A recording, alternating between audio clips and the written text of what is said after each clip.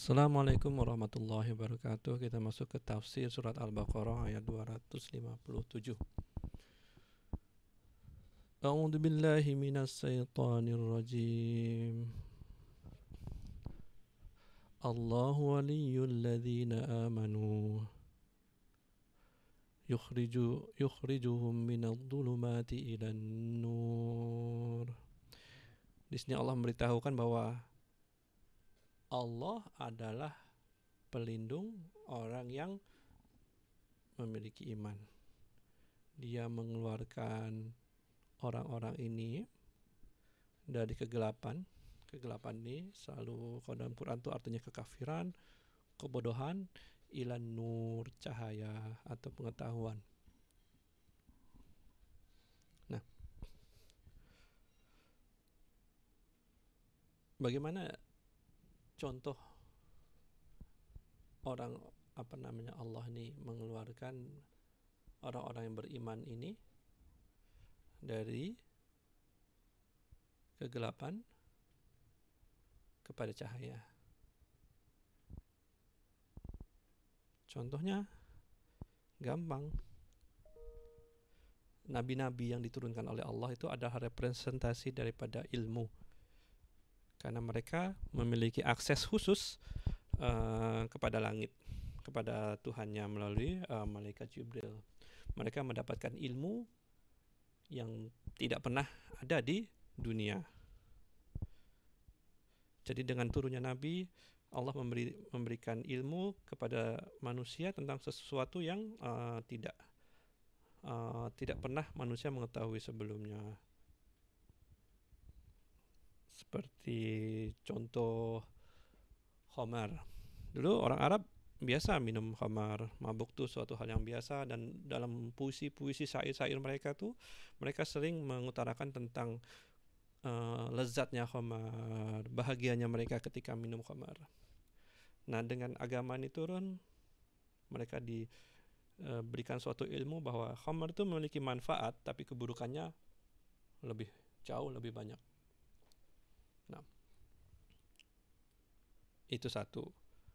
Terus kemudian tentang riba. Kaum Yahudi terkenal suka melakukan riba. Dengan turunnya agama, Allah memberitahukan bahwa riba itu tidak baik. Riba itu membahayakan kalian. Riba itu adalah bentuk dari ketidakadilan. Terus orang-orang Arab dulu biasa beristri banyak, maksudnya istri 10, istri 20. Padahal sebagai pencipta Allah tahu bahwa lelaki itu tidak sanggup. Sebagian besar lelaki itu tidak sanggup untuk memiliki istri yang terlalu banyak. Sehingga muncullah Islam yang membatasi jumlah istri maksimum adalah 4. Dengan pembatasan itu, seorang lelaki masih mampu untuk menafkahi keluarganya, bersikap adil, memberikan pendidikan kepada keluarganya. Itulah cara-cara Allah mengeluarkan manusia dari kegelapan menuju cahaya. Walladzina kafaru awliya'uhumud taghutu yukhrijunahum minan nuri ilad dhulumat. Dan orang-orang yang kafir, pelindung mereka adalah taghut, yang mengeluarkan mereka dari cahaya pada kegelapan. Nah, di sini kita bisa melihat bahwa siapa yang menjadikan taghut sebagai bimbingannya, mereka akan dibawa menuju kegelapan.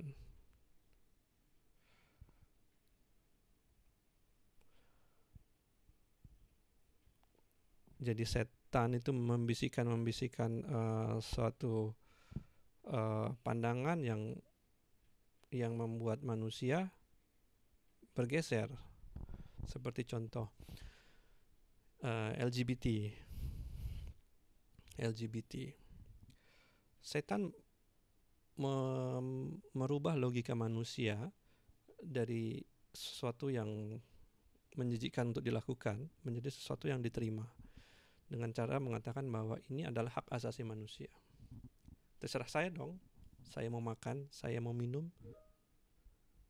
Begitu juga terserah saya dong, kalau saya itu mau suka sesama jenis, lelaki suka dengan lelaki, perempuan suka dengan perempuan, karena itu adalah hak saya. Mereka dilupakan bahwa manusia punya hak, tetapi sang penciptanya itu lebih punya hak atas dirinya sendiri. Jadi ketika pikiran manusia itu bertentangan dengan hukum yang datang dari Allah, selalu pikiran manusia itu akan dikalahkan. Tetapi orang yang tidak pernah belajar tentang agamanya, mereka tidak pernah tahu referensi hukum yang sudah Allah turunkan, akhirnya yang mereka jadikan Tuhan atau referensi adalah perasaannya, kan?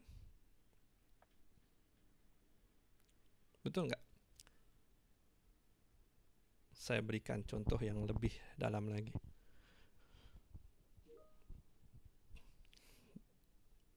Semua orang setuju bahwa Tuhan baik. Tuhan baik. Tuhan tidak jahat kepada manusia, kepada makhluknya. Setuju semua kalimat pertama ini? Baik, kemudian saya beri kalimat yang kedua. Bencana itu tidak baik.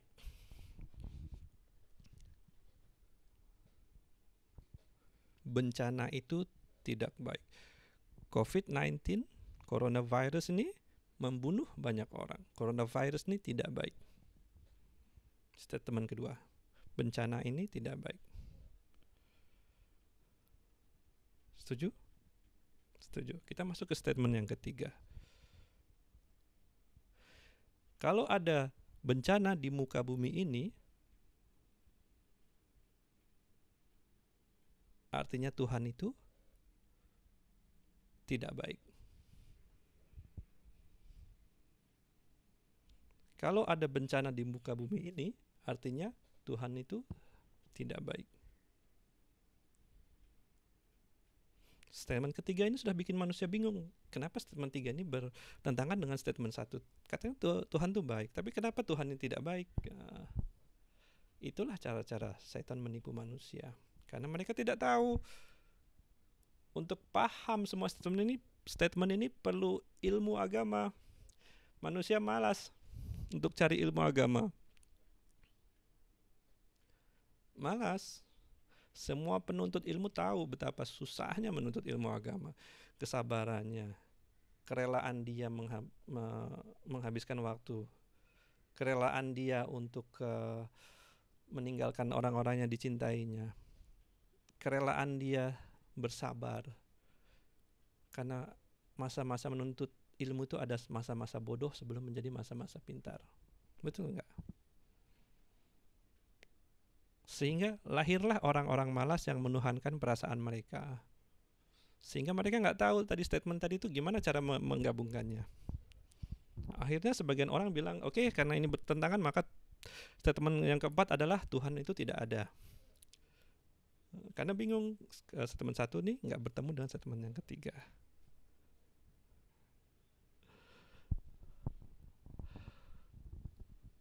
Ulaika ashabun nar. Jadi orang-orang yang mengikuti Taghut, mereka itu adalah penghuni neraka. Karena mereka malas.